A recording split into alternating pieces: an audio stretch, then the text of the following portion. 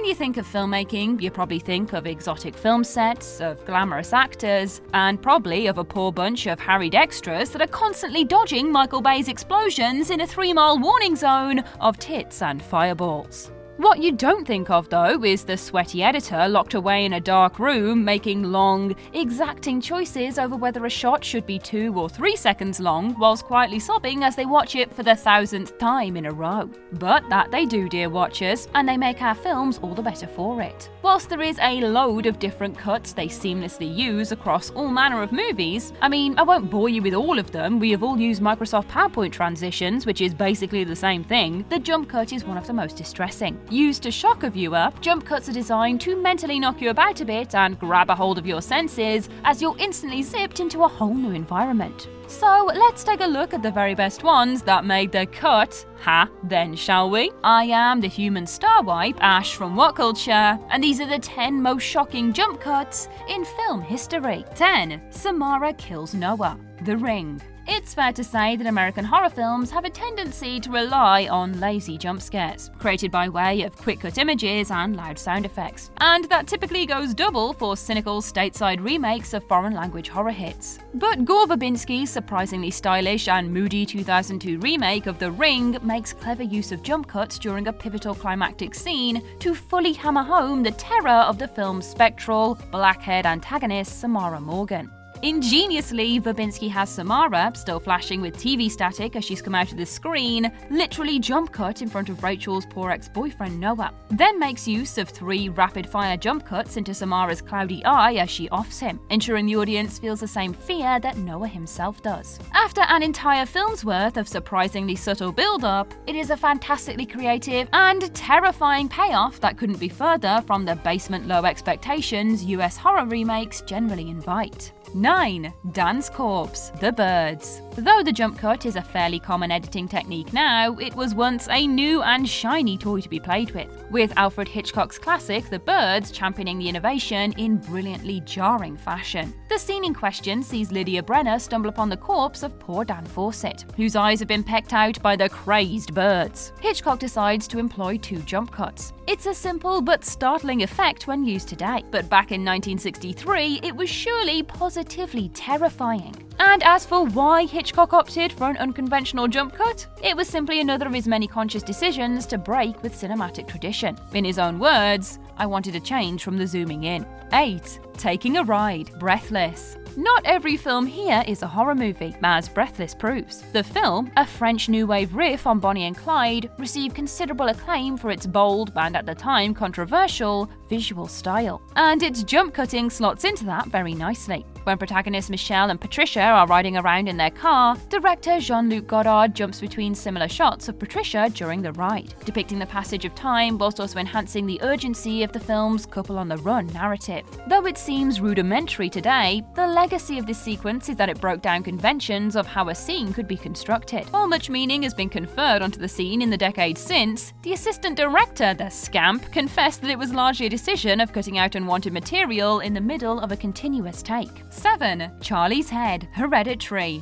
Ari Aster's Hereditary is one of the most haunting and expertly composed horror films of the decade, if not the entire 21st century. And its brilliance is really defined by one spectacularly executed sequence midway through the film. After Annie's daughter Charlie is decapitated in a traffic accident involving her son Peter, a traumatized Peter drives the car home with his sister's headless corpse inside, parks it up and climbs into bed. Aster then focuses on Peter as he stares into the distance at the precise moment that Annie can be heard wailing in anguish, having discovered Charlie's body in the garage. Aster then jump cuts directly from Peter's face to Charlie's severed, mutilated head on the side of the road as it is being consumed by ants. It's one of the most startling and genuinely disturbing jump cuts in recent memory, and one that certainly earns its shockingly detailed display of gore. 6. Happy New Year. Citizen Kane. Of course, Citizen Kane is on here really, as it is often regarded as the king of kings when it comes to movie making, and its edits are a large part of that status. As for the jump, in an early scene, Charles Foster Kane's guardian, Mr. Thatcher, wishes a 6-year-old Kane a Merry Christmas, to which Kane begrudgingly replies with an elliptical Merry Christmas. Immediately after this, we cut to 15 years into the future, where in the very same room a now old Thatcher concludes with, "and a happy new year," while reading aloud a stern letter he's written to a 21-year-old Kane. While it's a simple cut by modern standards, to so smoothly demonstrate the passage of time with just one cut was a major achievement, and a major surprise when Wells' masterful drama first hit screens. And crucially, it has lost little of its precise excellence in the decades since. 5. Carter's Death. The Parallax View. 1974 political thriller The Parallax View follows newspaper reporter Joe Frady as he investigates a shady corporation which specializes in political assassinations. An early sequence sees Frady visited by his TV reporter ex-girlfriend Lee Carter, who tearfully explains that she witnessed the assassination of a presidential candidate years prior, and with numerous other witnesses turning up dead, she fears she'll be next. Joe doesn't take her seriously, and instead comforts her with a hug, after which we immediately jump cut to Lee's corpse in the morgue, having died of an apparent drug overdose, though we as the audience know better. Given how much the thriller genre loves to leer on every grisly detail of a character's death, this was fantastically effective in how jarringly it got to the point. Joe didn't believe her, and she ended up dead. A more conventional film would have actually depicted Lee's demise in some form, but in leaping from life to death so abruptly, director Alan J. Pakula was able to achieve maximum unsettling paranoia.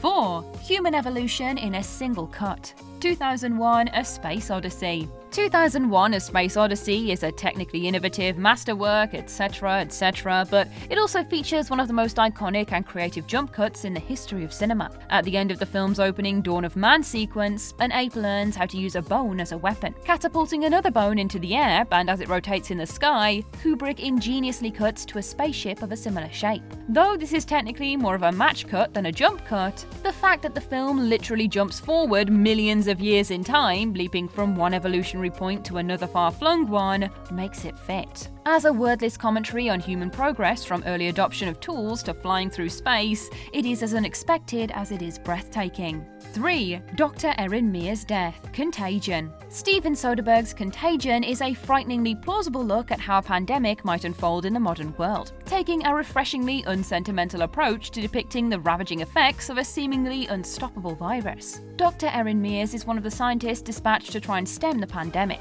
but for her efforts, she ends up infected herself.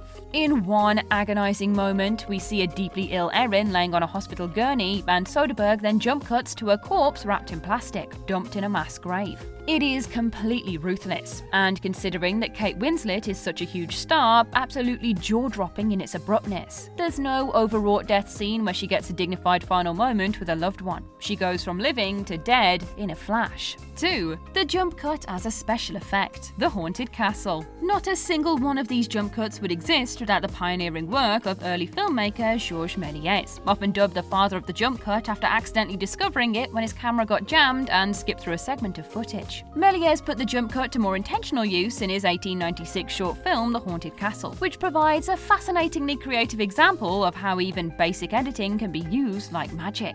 In the film, Méliès uses extensive jump cuts during a seemingly continuous camera shot to create illusions, with characters appearing, disappearing, and transforming into other objects to shockingly seamless effect. Considering it's over 120 years old, it holds up relatively well accepting the technical limitations of the day, and it is easy to appreciate how utterly mind-melting this must have been to audiences of the era. 1. Alice's cell phone footage. Lake Mungo. First things first, if you haven't seen this bone-shaking 2008 horror mockumentary yet, then go and watch it, like now. Despite being produced for a pittance, Aussie horror flick Lake Mungo is one of the scariest films of the 21st century, revolving around a family struggling to come to terms with the drowning death of their daughter Alice, while suspecting that her ghost may be haunting them. At the end of the movie, Alice's phone is recovered from Lake Mungo by her family, and they view a blurry video clip which reveals she encountered a corpse-like doppelganger of herself, foreshadowing her own impending demise. Director Joel Anderson periodically trims frames out of the phone footage as the camera approaches, these cuts resembling old phone camera dropped frames. This results in several subtle but anxiety-inducing jump cuts moments before the doppelganger's face finally appears in horrifying close-up. It's one of the primary reasons why the scene works so well, and why Lake Mungo continues to be one of the most acclaimed indie horror films of the 21st century.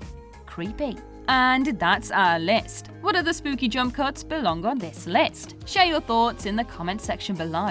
I've been Ash, and this has been WhatCulture. Don't forget to like, share, subscribe, and come back again soon for some more spine-tingling horror content.